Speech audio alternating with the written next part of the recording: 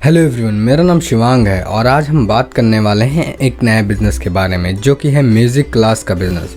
Music का मतलब होता है संगीत। अगर आपको म्यूज़िक पसंद है और आपको गाना गाना आता है तो आप इस बिज़नेस को शुरू करके बहुत ही अच्छा खासा प्रॉफिट गेन कर सकते हैं। म्यूज़िक भारत में ही नहीं बल्कि पूरे विश्व में पहले से ज़्यादा पॉपुलर हो रहा है। इसका रीज़न है सिनेमा। आज के समय में अलग अलग प्रकार की मूवीज़ रिलीज़ होती हैं और उन मूवीज़ के रिलीज़ होने के पहले उनके मूवीज़ के सॉन्ग रिलीज़ कर दिए जाते हैं, जिससे कि टीनेजर और बच्चे बड़े भी उन गानों को सुनकर इन्फ्लुएंस हो जाते हैं और बहुत से लोग इसी म्यूजिक इंडस्ट्री में अपना करियर बनाने का सोचते हैं। इसीलिए लोग म्यूजिक एकेडमी को ज्वाइन करते हैं जिससे कि वो भी गाना गाना सीख लें और अपने करियर पे फोकस कर सकें। तो अगर आपको म्यूजिक का शौक है तो आप इस बिजनेस को शुरू करके बहुत ही अच्छा खासा प्रॉफिट गेन कर सकते हैं, क्योंकि इस बिजनेस के मार्केट में डिमांड कभी भी कम नहीं होगी। रीजन है सिनेमा। जैसे कि मैंने बताया, जब तक सिनेमा में मूवीज आते रहेंगे तब तक सॉन्ग्स आते रहेंगे, जिनकी वजह से लोग उनसे इन्फ्लुएंस होकर म्यूजिक क्लास को ज्वाइन करते रहेंगे और आपके कस्टमर बढ़ते ही रहेंगे।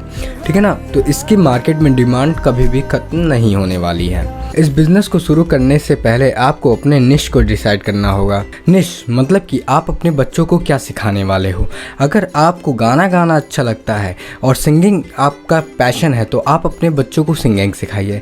लेकिन अगर आपको इंस्ट्रूमेंट बजाना अच्छा लगता है और आप उसमें एक्सपर्ट हो तो आप इंस्ट्रूमेंट के क्लास देना शुरू कर दीजिए। यह डिसाइड करने के बाद अगर आपको गाना गाना आता है तो ठीक है, नहीं तो आप सिंगिंग की या फिर इंस्ट्रूमेंटल की ट्रेनिंग लीजिए। ट्रेनिंग आप ऑनलाइन और ऑफलाइन दोनों रूप में ले सकते हैं। ट्रेनिंग लेने के बाद आप सर्टिफिकेट भी लीजिए जिससे कि लोगों में आपके ऊपर ट्रस्ट हो। लेकिन अगर आप ट्रेनिंग नहीं ले सकते तो आप किसी एक स्पेशलिस्ट टीचर को हायर कीजिए जो कि आपके स्टूडेंट को ट्रेनिंग इजीली प्रोवाइड कर सके। ट्रेनिंग लेने के बाद आप अपने बिजनेस के लिए लोकेशन डिसाइड कीजिए। लोकेशन ऐसा होना चाहिए जो कि मार्केट प्लेस में हो, वहाँ पे वाटर की फैसिलिटी अवेलेबल हो, इलेक्ट्रिसिटी सप्लाई अवेलेबल हो, ट्रांसपोर्ट की फैसिलिटी अवेलेबल हो। तो ये सब कुछ बेसिक फैसिलिटीज़ अवेलेबल हो, आप वहाँ पे अपने इंस्टीट्यूट को ओपन कीजिए जिससे कि आपके बच्चों को किसी भी प्रकार की कोई भी दिक्कत ना आए। तो लोकेशन डिसाइड करने के बाद आप ये देखो कि वहाँ पर कितना जगह रिक्वायर है, मतलब कितना स्पेस रिक्वायर है। देखो, स्पेस जो है वो आपके बिजनेस के ऊपर डिपेंड करता है। मतलब कि अगर आप इस बिजनेस को बड़े लेवल पे स्टार्ट करोगे तो बड़ा स्पेस चाहिए, मतलब ज़्यादा स्पेस चाहिए। लेकिन अगर आप इस बिज़नेस को बहुत ही स्मॉल लेवल पे स्टार्ट करोगे तो बहुत ही कम स्पेस पे भी आप इस बिज़नेस को शुरू कर सकते हैं। आप इस बिज़नेस को कम से कम 500 स्क्वायर फीट में ईजिली शुरू कर सकते हैं। जैसा कि मैंने बताया कि जो जगह है वो आपकी बिजनेस के ऊपर ही डिपेंड करता है। तो यह डिसाइड करने के बाद आप अपने बिजनेस के लिए इक्विपमेंट्स को बाय करो। सिंगिंग को सिखाने के लिए आपको जितने भी इक्विपमेंट्स की ज़रूरत होगी आप उसको बाय करोगे।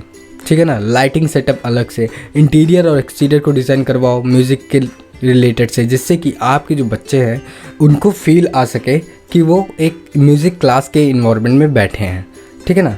इन सभी के जो लगभग कॉस्टिंग आ जाएगी कम से कम आपको 2 लाख रुपए तक की आएगी। ये हो गई बात इक्विपमेंट से रिलेटेड। अब हम बात करते हैं लाइसेंस एंड रजिस्ट्रेशन के बारे में। अगर आप इस बिजनेस को बड़े लेवल पे स्टार्ट करने वाले हो या फिर करना चाहते हो तो आपको इस बिजनेस को रजिस्टर कराना होगा ROC के साथ, चाहे तो सोल प्रोप्राइटरशिप फर्म में, पार्टनरशिप फर्म में, या फिर प्राइवेट लिमिटेड कंपनी में, लिमिटेड लायबिलिटी पार्टनरशिप फर्म में, या फिर 1% कंपनी में।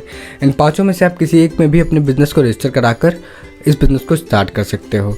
लेकिन अगर आप इस बिज़नेस को बहुत ही स्मॉल लेवल पर स्टार्ट करने वाले हो या फिर करना चाहते हो तो आप MSME के थ्रू भी रजिस्टर करा के इस बिज़नेस को शुरू कर सकते हो। अगर आपके बिज़नेस का टर्नओवर 12 लाख से ऊपर जाता है तो आपको GST कंपलसरी हो जाएगा। ठीक है ना। ट्रेड लाइसेंस लेना पड़ेगा और NOC लेना पड़ेगा सोसाइटी से। ठीक है ना। NOC क्या होता है, नो ऑब्जेक्शन सर्टिफिकेट आपको लेना पड़ेगा। तो ये सब कुछ बेसिक डॉक्यूमेंट्स है जो कि आपको रिक्वायर होंगे इस बिज़नेस को शुरू करने के लिए। तो ये हो गई बात लाइसेंस और रजिस्ट्रेशन से रिलेटेड। अब हम बात करते हैं प्रमोशन मार्केटिंग के बारे में।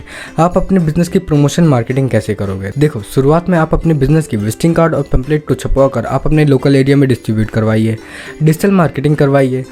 जो भी आप सर्विस प्रोवाइड कर रहे हो उसकी एक बाकायदा वीडियो बनाकर आप अपने यूट्यूब पर अपलोड कीजिए। आप इस ऑफलाइन सर्विस को ऑनलाइन लेके जाओ। कैसे लेके जाओगे, एक वेबसाइट को बनवाकर। वेबसाइट ऐसा होना चाहिए जिसपे जितने भी नए कस्टमर हैं उनके लिए स्पेशल ऑफर हो और जो रेगुलर कस्टमर हैं उनके लिए अलग से स्पेशल ऑफर होना चाहिए। तो ये होगी बात प्रमोशन मार्केटिंग से रिलेटेड। अब हम बात करते हैं प्रॉफिट के बारे में। देखो, इस बिजनेस में जो जनरली मार्जिन होता है वो 20 से 50% तक का होता है। अगर आप एक महीने में 5 लाख का टर्नओवर कर देते हो, अगर हम 30% ही मार्जिन मान के चलते हैं तो इस हिसाब से 1.5 लाख रुपए आप महीने इजीली कमा सकते हो। तो ये हो गई बात प्रॉफिट से रिलेटेड। अब हम बात करते हैं इन्वेस्टमेंट रिक्वायर के बारे में। इस बिजनेस को शुरू करने के लिए आपके पास कितने फंड की जरूरत होगी? Rent 10,000, digital marketing 10,000, registration licenses 25,000, marketing collateral 10,000, equipment 2 lakh, salary 20,000, electricity bill 5,000, security deposit 45,000। तो टोटल मिला जुलाकर 3,15,000 का इनिशियल इन्वेस्टमेंट लग सकता है इस बिज़नेस को स्टार्ट करने के लिए। अगर आप इस बिज़नेस को बहुत स्मॉल लेवल पर स्टार्ट करोगे तो आपको कम से कम 80,000 से लेकर 5 लाख तक का इनिशियल इन्वेस्टमेंट लग सकता है। लेकिन अगर आप इस बिज़नेस को एक लार्ज लेवल पर स्टार्ट करने वाले हो तो आपको 5 से 15 लाख तक का भी इनिशियल इन्वेस्टमेंट लग सकता है। तो यह इन्वेस्टमेंट आपके बिज़नेस के साइज़ के ऊपर डिपेंड करता है।